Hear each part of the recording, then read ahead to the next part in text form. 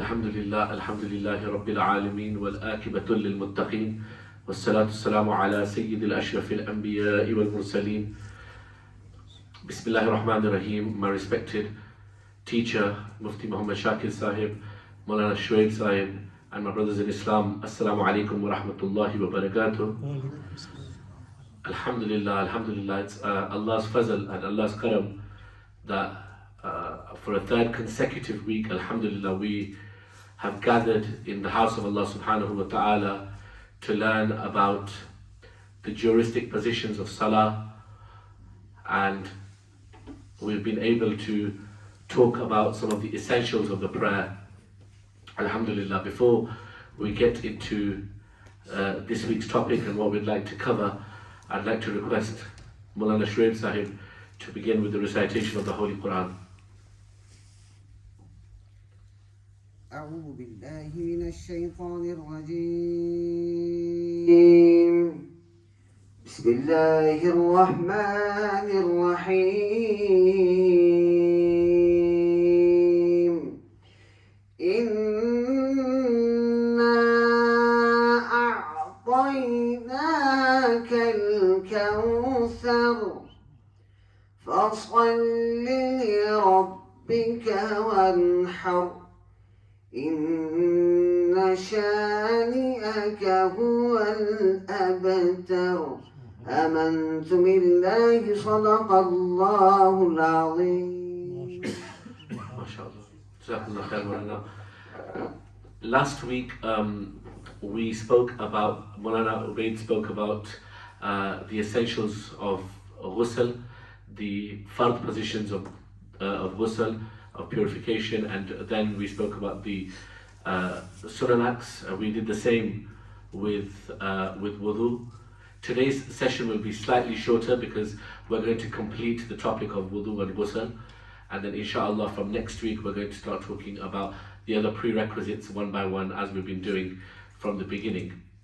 Just a very, very quick recap for, if you were here then it's a recap for you, otherwise just to catch other brothers up inshallah. We spoke about the four essentials, the four fard acts of the wudu, which if are not done, if are neglected, then the wudu is void. Okay? And just really quickly, it was the washing of the face, the once thoroughly. It doesn't matter how much water you use, but it's one. It doesn't need to be in one motion. We said from the forehead to the chin, the water needs to be covering each and every aspect and area of the face. We spoke about the arms up into and including the elbows. We spoke about a quarter of the masa, the quarter of the head, masa of the head, and then we spoke about washing both feet including the ankles, and then we went through the 13 sunan acts of the wudu. There's a dua that is prescribed by the Prophet ﷺ, which we should all be encouraged to learn, and if the brothers would like to, if you don't know the dua and you'd like to get it on paper, then inshallah we can give this to you at the end of the session. Once the dua is performed, Ashhadu an la ilaha illallah wahdahu la sharika lahu wa ashhadu anna Muhammadan abduhu wa rasuluhu Allahumma ja'alni min at-tawwabina wa ja'alni min al-mutatahhirin. If you'd like, we can give this dua at the end inshallah. Today, the key thing that we wanted to focus on is the acts which nullify the wudu. So by doing these acts, your wudu will in effect break, and you would redo your wudu, or will need to redo your wudu before you act or before you enter the state of salah. Predominantly, there are 8 things that would, major sections that would break the wudu. There are of course offshoots, but they would come as a base from these. The first is pretty obvious for us all, the discharge of either urine or stool or any emitting of any substance from the private parts. This will break the wudu in effect, okay? This also goes with gas, okay? So any form of gas which leaves the back passage, this will nullify the wudu. The vomiting of anything which is more than a mouthful or more, this will break the wudu. Okay? As I said, the discharge is only with regards to for a man and from a woman from the back passage. Any form of discharge in terms of gas will nullify the wudu. To fall asleep lying down or resting the body up against something. If how the brother is sat there, if he's sat there and he sort of knocks off, then that wouldn't break the wudu, okay? Because he's not dependent or leaning on anything. If something is moved and your motion or your position would change, okay, where you are reliant upon something, then your wudu breaks. But if you are sitting how the brother's sitting there and he was to fall asleep, which hopefully you won't in this session, but if he was to fall asleep, then that would be fine. But if he was leaning on anything or lying down, then the wudu would break. To faint due to an illness, due to weakness, whatever that may be, but when your state of mind has been compromised, basically, where you do not recall what's happened in the previous episode of your day-to-day life, this would ensure that you would need to redo your wudu. Basically, your wudu would be broken. Becoming insane or going mad. Now, this may be down to the impact or effect of a particular medication, or it could just be an episode in your day where again you are unable to recall what you may have done, which would have broken the wudu. So as a precaution, the idea is that if you've been through that episode, your wudu would be broken. Laughing out aloud during salah. This would break your wudu. So if you're in the state of prayer and you were to laugh out loud, noise is to be heard, or chuckling or giggling, this would break the wudu. And the flowing of blood from a considerable flowing of the blood from any part of the body. That doesn't mean a smaller cut which is in control, which is not flowing. The key word here is flowing, right? If that blood is flowing, then you will need to redo your wudu. Now, what is the substitute of wudu? The substitute of wudu is tayammum, okay? And in which instances would one have the opportunity or be given the discretion where they can perform tayammum, okay? It's seen, as I said, as a substitute, but it's not a substitute in the sense that on a Monday I don't feel like doing wudu, so I'll just do tayammum instead. It's not a substitute in that sense. It's a substitute in the sense that it's lower in category when in the instance that you don't have the correct material to perform wudu, okay? When is it allowed? When a person is sick and he has a skin condition of some sort where he cannot use water, or we've seen cases of severe sort of pneumonia where people with even warm water are struggling to use that substance, okay? When a person has no access to water in sufficient quantity, there's just not enough water. You've got very little and it's impossible. I know we hear, when we read about the seerah of the Messenger of Allah, we see the amount of water the Prophet ﷺ used to use when he would perform ghusl and wudu is considerably less than what we use. In fact, we waste a lot of water. But even then, you know that I've not got enough water here to perform the act of wudu, okay? When the use of water is likely to cause harm or succumb somebody to disease. So you know that this water has come from a place where it has illness potentially, where it's got something flowing in it in terms of it's coming from a place, for example in the third world, there may be water which is infected. You might not know about it, but you're unsure, and you think that this could potentially cause further illness, then of course Islam is there to protect us from that. When the performing of the ablution will cause the person to miss a prayer which cannot be substituted. So for example, Salatul Janaza, there's no qaza for that, is there?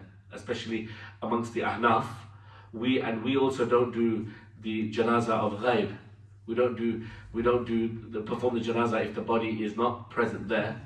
So if the prayer cannot be substituted, and by using water you're going to be missing that prayer, this is a very extreme situation, then you would have the permission to do tayammum. In any of these instances, it is permissible to do tayammum, as we've said. What is tayammum? Tayammum is the use of something other than water, which is seen as natural or earthly. Okay? Natural or earthly. So basically pure earth, sand, stone, anything that is emitted from those materials, one can use for tayammum. You'd strike both the hands lightly on that material, okay? Be it the ground, be it the sand, be it a stone. You'd shake the hands off and wipe the face, okay, once, in the same way as you would for wudu, covering the forehead to the chin in its entirety, covering the entire base of what we call the face, okay, the same way how we would do for wudu. You'd strike the hands again, and then you'd wipe both hands, right first and then left, up into and including the elbow. As we said, the preferred position last week was to begin from the hand, to be sure, through your fingers up until your arm, including your elbows, covering the area of your elbows, and then bring it back down in a motion like this. This doesn't mean that the hand needs to be covered in dust or in sand or in the material of the stone. It doesn't need to, it's literally using it almost in a way of dabbing it across the arm. First right and then left. The tayammum is more seen as a symbolic demonstration of the importance of wudu, which is vital for both for worship and for health reasons as well. When Islam introduced the regular form of ablution, it instituted an excellent hygiene measure, which no other spiritual doctrine had at the time. So if we even read the benefits of wudu, yes, it's spiritual. As remember we said it's a form. When we said the example we gave last week was, when you have an interview, what do? You have a shower and you put on your best clothes and you go to your job interview. The same way, your prayer is your meeting with Allah, right? So you want to be in the most presentable state in order to meet your Lord. You want to be dressed correctly, you want to wash yourself and think, right now, I'm not going into an exercise, I'm going into something where I will be directly conversing with my Lord. So this is why it's so important for us to keep this in mind. So this was tayammum, and now Maulana Ubaid will move on inshallah and speak about the khuf.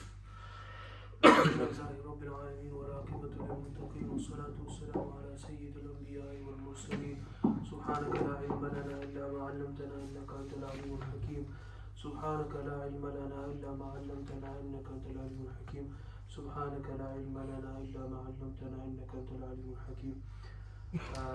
I've been given the responsibility of just to go over the khuf. Now, what are the khuf? The khuf are leather socks a person wears, that they're made of leather. Either the entire thing is made of leather, or at least the sole is made of leather and the rest is made from some sort of thick material. In regards to the sunnah, there are various hadith regarding the khuf, and there are many chains such that it almost reaches the highest level, which is mutawatir. So we know that this is an established practice from the sunnah of Rasulullah sallallahu alayhi wasallam. What is the purpose? The purpose is that rather than a person doing the farad, which is washing the feet, if a person is wearing the leather sock, he can wipe over the front of them, and this will suffice for his wudu. In terms of the method of how to do it, if a person is wearing leather socks, he should take his 3 fingers and they should be wet, just like when we do the masa of the head, our fingers are wet. When we do the masa of the khuf, our fingers should be wet. And if you imagine this is the foot, he should start at the toes, using the entire stomach of the fingers. He should wipe up towards the shin.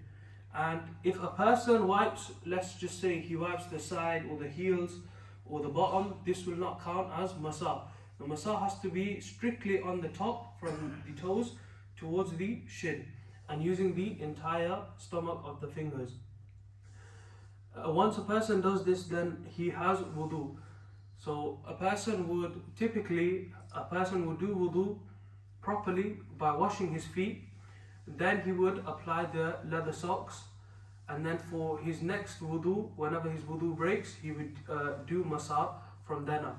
If a person does tayammum like we mentioned, and then he puts the leather socks on, he can't wipe.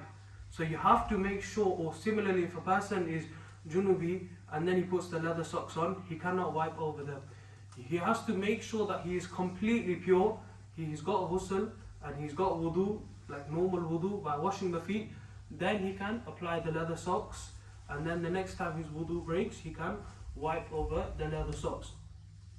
How many times can a person wipe? It doesn't matter how many times a person breaks his wudu, he can wipe as long as he is in the time period. So the time period for a person who is a resident, who is a muqim, so for example a person who is living in the city, then he can wipe for 24 hours. And a person who is traveling, he can wipe for 72 hours. So for muqim, 1 day and 1 night, and for traveler, 3 days and 3 nights. How does this work in terms of timing? So for example, I put on the leather socks. I do normal wudu, and I put on the leather socks in the morning, just say 10 o'clock for example. Then after I have my wudu, I don't break my wudu, I pray my zohar, but then my wudu breaks at zohar time. So my 24 hours will end after I've broken my wudu. So it will end at the next day at zohar time. So it doesn't end from when you put it on.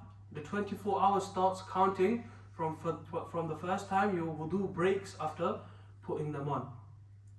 Now, when also will the wiping become nullified? The condition is that for the time period, the socks have to be on. So if you remove them, then automatically you cannot wipe anymore until you do fresh wudu and put them on again. So you have to make sure that from the moment of doing your normal wudu, as long as you've got your khuf on, that you do not take them off in between, otherwise the wiping will be invalid. And regardless if you intentionally take them off, or they slip off by accident, even if it's just 1 foot and let's just say the heel is exposed, then the wiping privilege will cease and you will have to do wudu again and put the socks on again. And also if a person becomes junubi, we talked about last week, if he enters the state of janaba, then he will not be able to wipe until, like I said, he does his ghusl again, then he does his wudu normally again, and then he puts his socks on again. And I think I have covered everything, inshallah, of the sock itself. Anything to say? Now we're, alhamdulillah, in a blessed position that we're going to ask you if you have any questions, and then myself and Ubayd are not going to answer any of them because we have Mufti Sahib here, we have Mulana Shuaibi, and we've got Mulana Shahid. So any questions about either what we've covered today with regards to tayammum, with regards to the things that nullify the wudu, and also over wiping of the kuf, or any other questions that we've covered in previous weeks, in the last 2 other weeks that we've done. If there's any questions, then question over the leather socks, please. Sometimes I see brothers just wiping over ordinary socks, and then there are some people who say that you get some socks that are now waterproof, skin tight socks rather than leather socks, which are more practical, and they suffice. Could you give some advice on that, please? If the socks, which like normal socks I'm wearing, these normal socks, I cannot use them for wiping over, because conditions that scholars have mentioned, they should stop the impurities getting to the foot. If the socks are such they cannot stop, suppose a liquid impurity, if it can go through my socks because these are normal socks, therefore any normal socks we cannot use them. The ideal is the leather socks, which is we call khuf or moccasin. If you find any product which is suppose made out of PVC and which fully waterproof, then it could be permissible to use them for waterproof. For the masa.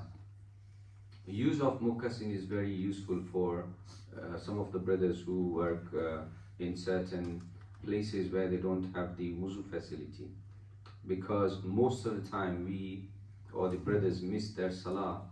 The reason is they don't have wuzu. They can't do wuzu because there is no facility of wuzu, and obviously if there is sink or anything to raise your feet and wash them, it could be odd for them. So if a person is wearing moccasin, if a person is wearing khuf, that makes their life very easy to perform their salah, and therefore we should try and use them if we work in an industry where they don't provide such facilities of wuzu, etc. You can wash your face, you can wash your arms, and you simply need to do the masa over the khuf. So I just added to the Jazakallah. Any other questions? Yes, brother. If you have oil in your hair and you do massage that, is that okay, or does the oil have to go? Oil in the hair. If you have oil in your hand and if you are doing massage, yes, it is perfectly fine, because obviously to put oil is sunnah as well. So suppose that in the time of Prophet ﷺ, there must be plenty of occasions where Prophet ﷺ must have put hair in his oil in his hair, and then he must have done massage so many times. So there is no problem with that. Again, a couple of things we need to remember, that if it's in case of ghusl, okay, if any product that we use, if it prevents water from reaching to your hair, suppose hair dye, if certain dyes which are such that creates a cover around your hair and prevents water from reaching to your hair, we shouldn't use such products. And if we use, then if we have to do ghusl or masa, we have to be careful about those products. Uncle, you had a question.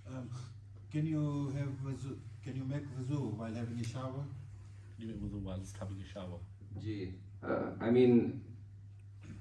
haven't reached to the method of ghusl yet, but ghusl ka jo tariqa hai, the method of ghusl includes wuzu as well. Complete wuzu, it includes complete wuzu. So the way you start is you clean the impurities on your body that you may have, then you pour water on the right side, left side, then you clean the impurity, then do wuzu. After doing wuzu, obviously you pour water. But again, if suppose somebody didn't do wuzu, someone just went, had a full shower, and most of the parts that that's been mentioned in the fara'is of wuzu, those parts were washed. When he comes out of the shower, his wuzu is done as well, even if he didn't do wuzu. So we can do wuzu. That's the proper method of ghusl, as well as when we come out, if we haven't done wuzu, but the parts of wuzu have been washed, that wuzu is done. You don't need to do separate wuzu for that. Uncle, you know, on Mufti Saab's YouTube page, last week, Mufti Saab uploaded Maulana Ubaid's explaining that the method of ghusl, and he covers that specific question. So inshallah you can, on Mufti Shakir, on YouTube, his page, it's the second session, inshallah. Is there any other questions?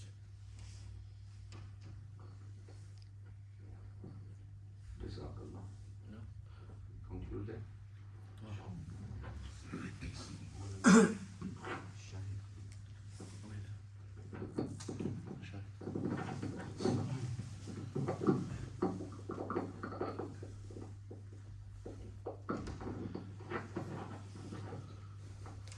اللهم صل على سيدنا مولانا محمد معدن الجود والكرم وآله وأصحابه وبارك وسلم صلاة وسلام عليك يا رسول الله صلى الله تعالى عليه وسلم. اللهم ربنا آتنا في الدنيا حسنة وفي الآخرة حسنة وقنا عذاب النار وأدخلنا الجنة مع الأبرار يا عزيز يا غفار رب العالمين. Allah subhanahu wa ta'ala, whatever we have recited, we pray that Allah subhanahu wa ta'ala accept this from us. Allah subhanahu wa ta'ala forgive our shortcomings. The reward we send hadiyatan to the Messenger of Allah sallallahu alayhi wa sallam, all the Anbiya alayhi wa salam, the Ahlul Bayt, the Azwaj Mutahharat, the Awliya Kiram, and the pious people, predecessors. Allah subhanahu wa ta'ala accept this from us. In their medium, Allah subhanahu wa ta'ala forgive our Sahib Iman Marhumin who have demise from this world. Allah subhanahu wa ta'ala elevate their status. Allah subhanahu wa ta'ala, this effort which is being put in to try and rectify people's salah and ibadat, may Allah subhanahu wa ta'ala accept this effort. Allah subhanahu wa ta'ala grant us sincerity in our intention. And Allah subhanahu wa ta'ala in this blessed month of Ramadan bless us and grant us the betterment of this world and the hereafter. Especially Allah subhanahu wa ta'ala grant us the opportunity of experiencing the night of Qadr in this blessed month. Allah subhanahu wa ta'ala bless us and grant us the betterment in this world and hereafter. Allahumma Rabbana تقبل منا إنك أنت السميع العليم وتب علينا يا مولانا إنك أنت التواب الرحيم. اللهم إنا على ذكرك وشكرك وحسن عبادتك ببركة إن الله وملائكته يصلون على النبي يا أيها الذين آمنوا صلوا عليه وسلموا تسليما. اللهم صل على سيدنا محمد معدن الجود والكرم وآله وأصحابه وبارك وسلم. صلاة وسلام عليك يا رسول الله صلى الله عليه وسلم. بفضلك رب سبحان ربك رب العزة عما يصفون وسلام على المرسلين الحمد لله رب العالمين.